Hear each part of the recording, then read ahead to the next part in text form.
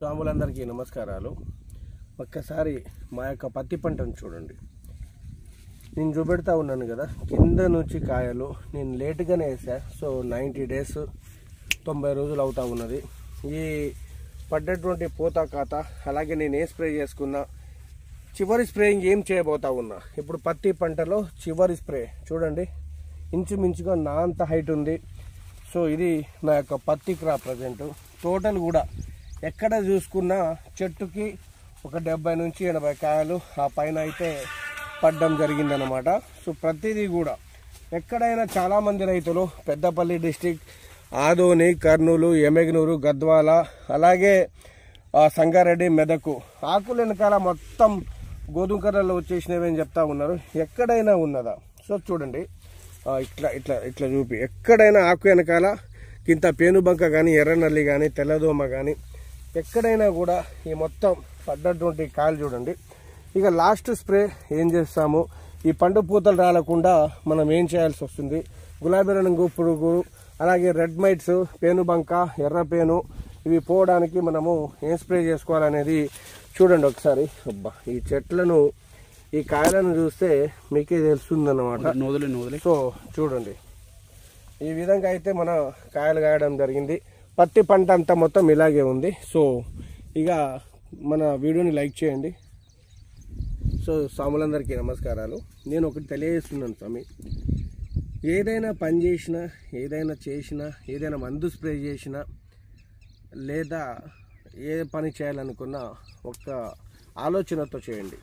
ఇప్పుడు మనం మందులు కొడతాము, ఆ మందు కొట్టే మందు దేనికి పనిచేస్తుంది?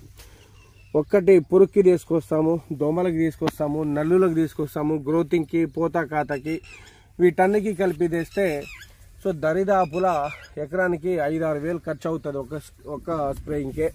సో అన్నీ కలిపి ఏ స్ప్రే చేస్తే బాగుంటుంది, పంట ఇంత నీట్గా రావాలంటే ఏం స్ప్రే చేయాలి? నేను కేవలం ఇప్పటిదాకా ఇప్పుడు చేస్తే 4వ స్ప్రే, ఇప్పుడు చేసేది 4వ స్ప్రే. దేనికి సంబంధించింది నేనేం చేస్తా ఉన్నా, ఫస్ట్ స్ప్రే వచ్చేసరికి వారాహి గ్రోతింగ్ అగ్రిషన్ వాళ్ళది, 2వ స్ప్రే వచ్చేసరికి అకిరాన్ చేశాను, 3వ స్ప్రే వచ్చేసరికి మధ్యలో ఒకసారి రెడ్ మైట్ కోసం సీజ్ మైట్ లేదా అబాసిన్ కొట్టా. అబాసిన్ను మన గ్రోతింగ్ కలిపి కొట్టడం జరిగింది.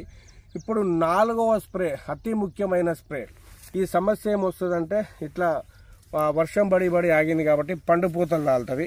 సో పండు పూతలు రాలకుండా, అలాగే ఎరుపు సమస్య రాకుండా, క్రాప్ సెట్ అవ్వాలి, అలాగే గులాబీ రంగు పురుగు తాకిడి కంట్రోల్ అవ్వాలి అంటే మనము ఈరోజు సో ఆంధ్రాలో ఆదోని, కర్నూలు, ఎమ్మెగనూరు, అలాగే ఐజా, ఇటు రంగారెడ్డి, పెద్దపల్లి, సంగారెడ్డి, మెదకు వీళ్ళందరూ కూడా అన్ని మందులు, ఎక్స్పోనస్లు, గ్రాష్యాలు, అలెక్టోలు, హనాబీలు ఇవన్నీ పెద్ద పెద్ద బ్రాండ్ వాడారు, అయినా కంట్రోల్ కాలే. నిన్న వాళ్ళు అకిరాన్ స్ప్రే చేశారు. స్వామి ఇదేదో ముందే స్ప్రే చేస్తే బాగుండేదని చెప్పి అని చెప్పారండి.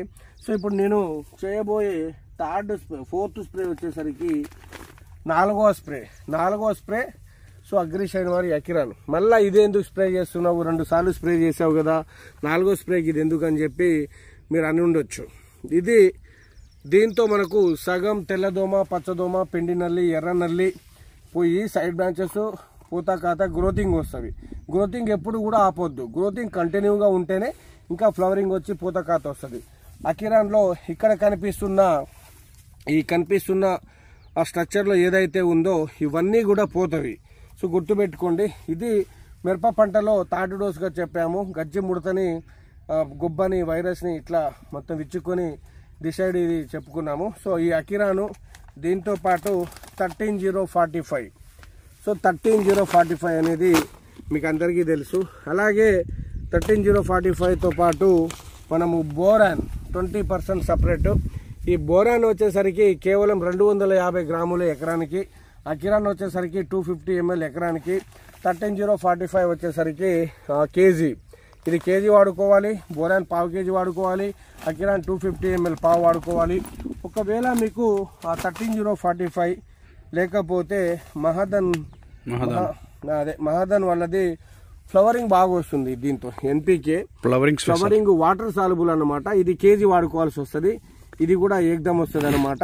సో ఇప్పుడైతే నేను వాడుకుంటా ఉంటున్నాను.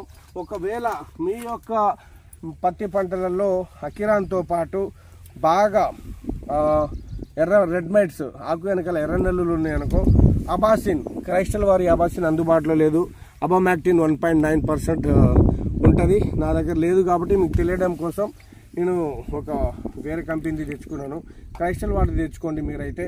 తర్వాత ఒకవేళ అబాసిన్ లేకపోతే మన ప్రొపినోపాస్ అంటే క్యూరోక్రాన్ ఉంటుంది కదా, 250-300 రూపాయలలో వస్తుంది. ఆ ప్రొపినోపాస్తో ఓన్లీ పిండి నల్లే పోతుంది. మరి పురుగుకి సపరేట్ తెచ్చి కొట్టాలి కదా, సో దాని కొరకు ఇందులో సైపర్మిత్రిన్ 4% ఉంటుంది.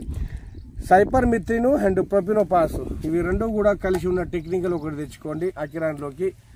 అకిరాన్ అనేది బాగా హెవీగా మంట పడుతుంది. ఆ మంటతోటి ఆ రెడ్ మైట్స్ కానీ నల్లులు కానీ ఏదున్నా పారిపోతాయి. అలాగే సైపర్మిత్రిన్ 25% ఈసీ, అది కూడా హెవీగా మంట వస్తుంది కళ్ళకు, అలాగే మీ నోటికి అంతా ఫేస్ మాస్క్ కానీ ఇట్లాంటివి వేసుకొని స్ప్రే చేయండి, ఓకేనా. ఎందుకంటే బాగా మంట వస్తుంది.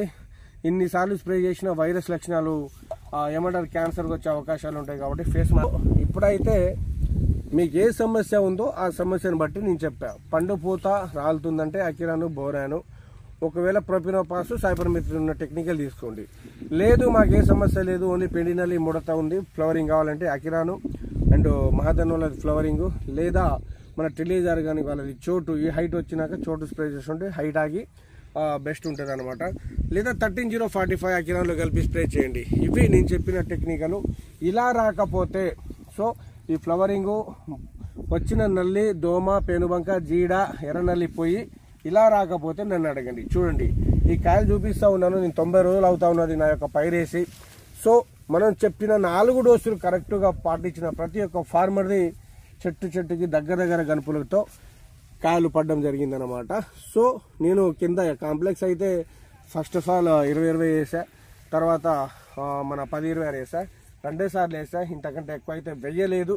పైన న్యూట్రిన్స్ అందించండి, ఫ్లవరింగ్ వస్తుంది, అలాగే ఎరుపు సమస్య పోతుంది. ఇది నేను చెప్పాలనుకునే ఇన్ఫర్మేషన్. దయచేసి ఒక్కసారి నేను చెప్పింది స్ప్రే చేసి మీ యొక్క పత్తి పంటను కాపాడుకోండి. ఇక నేను చేయబోయే స్ప్రేయింగ్ లాస్ట్ స్ప్రేయింగ్ గులాబీ రంగుకి, తెల్లదోమ, జీడ, అలాగే నల్లి ముడత పోయి గ్రోతింగ్ రావడానికి, సో గ్రోతింగ్ వచ్చి ఫ్లవరింగ్ రావడానికి ఇదైతే నేను చేస్తున్న స్ప్రేయింగ్. దయచేసి 8-9 సార్లు చేయమాకండి. బాయ్ అండి, ధన్యవాదాలు.